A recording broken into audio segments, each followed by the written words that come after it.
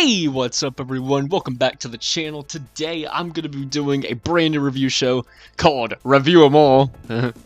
Metallica reference. But yeah, I'm going to be doing a review show today, going through 6 new releases that came out pretty recently this year, 2023. I probably could have done this at the end of the year, but I just went ahead and did it. So there are 6 releases. I'm going to put chapters, so in case you're not really interested in one of the bands, you can just go to one that you are interested in. Very first band, though, is Elegant Weapons. This was a super group formed by dudes from Judas Priest, Ronnie Romero from Rainbow, and Rex Brown of Pantera. They actually put this group together, put out an album called Horns for a Halo, and this thing is amazing, I gotta say. It's amazing. Great riffs, love the solos, the vocals by Ronnie, those things are amazing. Let me pull up the track listing, because I don't really know it off the top of my head, hold on. I'm gonna go on Spotify real quick, because it's easier to go on Spotify and look up the track listing than it is Wikipedia. Dead Man Walking, that's a great song. The title track, Ghost of You, Lights Out, Dirty Pig's probably my favorite song of this album. Also White Horse, those 2 songs, those are really good. And also Downfall Rising, all those are just amazing songs. Go check them out, go check the whole album out, it's great. If anyone tells you rock is dead, play that album, because that just proves them wrong. So yeah, that's Elegant Weapons by, no, sorry, not Elegant Weapons, that's Horns for a Halo by Elegant Weapons.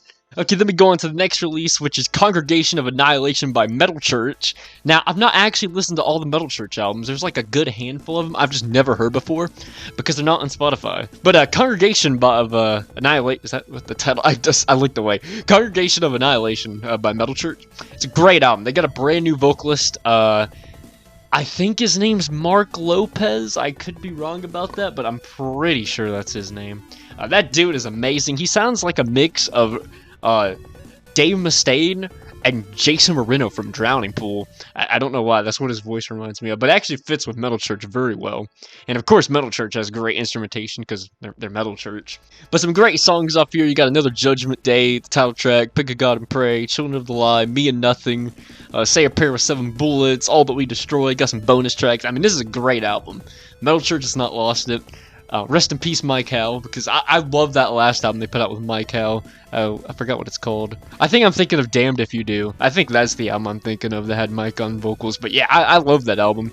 Metal Church, great album by them. I enjoy them very much.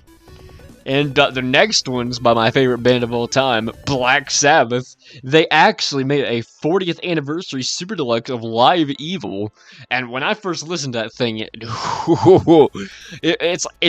it's amazing. I mean, this is now my favorite live album of all time, because the remaster of this thing is amazing, and the remix is even better. I mean, I don't understand how they managed to top the original, but the remix is...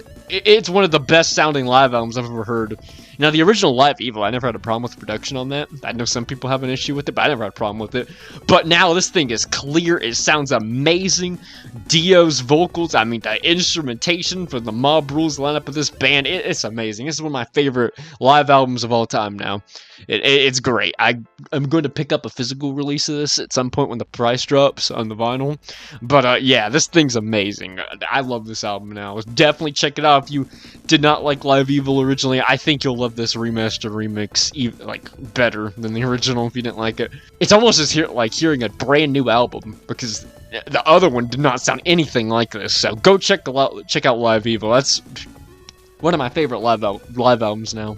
And then we got everyone's favorite band, Nickelback. They did a deluxe edition of Get Rollin', which was the last album they put out. And this isn't a crazy deluxe edition, just got some acoustic tracks. They're pretty good for what they are. I do prefer the original versions over the acoustics, but if you're into acoustic music, I'm sure you'll enjoy that. I'm gonna be honest with you, I didn't listen to all of them because they are just acoustic versions. But yeah, go check them out if you like acoustic music, which I don't have a problem with acoustic versions of songs, but I just didn't really feel like hearing it at the time, but I'll listen to them eventually. So yeah, that was Get Rollin' by Nickelback.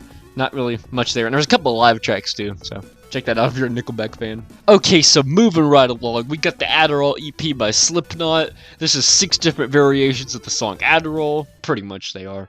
And this was kind of Clown's little art piece that he wanted to put out for everyone to hear. And that's what Adderall is. It's just 6 different variations of the song Adderall. If you don't like the song Adderall by Slipknot that much, you probably won't like the EP very much. And that's pretty much all the EP is. It's just different versions of Adderall. That's all there is. Nothing really special, but it is really cool to hear the different versions if you're a Slipknot fan and you like that song. And I will be giving scores for all of these at the end. And finally, the last release is Restoration by Soil, which is it's kind of a greatest hits in a way, but it's just re-recorded versions of all their popular songs. And I gotta say, none of these versions are horrible, but I would have loved to have heard some new material by Soil. Because last year they put out the cover album, which I wasn't too... It wasn't really the best thing I've heard by them. I really want some original material by them, which I know we're probably not going to get for quite a while because Ryan's now a Drowning Pool.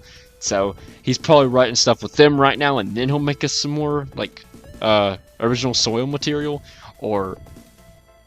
I don't really know how it's going to work, but I wouldn't be surprised if he's focusing more on Drowning Pool right now. That's why Soil's just kind of doing cover albums and re-recording past songs.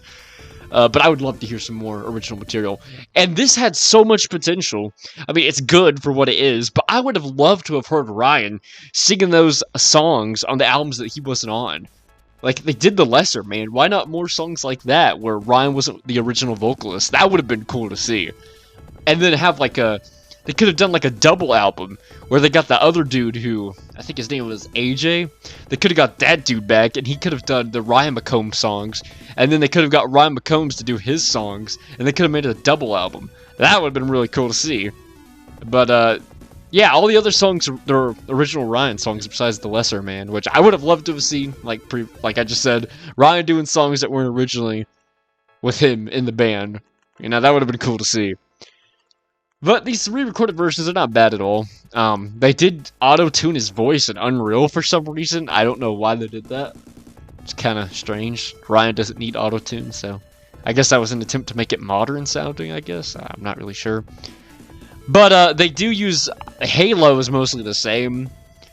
I think they use the vocal track from the original version. They just made the modern-day Ryan do backing vocals on it, which is a little strange. But yeah, other than that, I don't have any complaints besides what I just mentioned. And it doesn't sound horrible. Ryan sounds great on it. And I guess I just expected a little more. So I'm gonna be rating these albums. Horns for a Halo, I'm gonna give that a 7 out of 10. I think a 7 out of 10 is good for that album. And then the new Metal Church album, Congregation of Annihilation, I'm gonna give that one a... It's a great album. I'll give it an 8 out of 10 because I do slightly like it more than Horns for a Halo. Live Evil, I'm giving a 10 out of 10. That album sounds spectacular now, and it's my favorite live album of all time. For the longest time, that was Metallica S&M, but now it's Live Evil 100%. So, Live Evil 40th anniversary gets a 10 out of 10 from me. Get Rollin' Deluxe by Nickelback, that gets a 5 out of 10. Yeah, I mean, it's just acoustic versions and some live tracks. They probably could have done more with that, but I'll give it a 5 out of 10 for what it is. Adderall, for what it is, I'll give it a... He's not really trying to do anything new. And I do like the song Adderall, but... Is Adderall better than the I think the Adderall and the Nickelback thing are even, so I'll give that a 5 out of 10 as well. And then Restoration by Soil, I'm gonna give Restoration by Soil a 3 out of 10. They could have done more with that album. And yeah, that's my review show. Hope you enjoyed it. Reviewed all these albums. What did you think of them? Did you like them? Did you hate them? Did you love them? I love Live Evil. And the Elegant Weapons and Metal Church album. The rest I'm kind of about. But yeah, so far so good in 2023. Sure, there'll be new music out soon I can review as well. Till then, take care, stay safe, and go listen to these albums.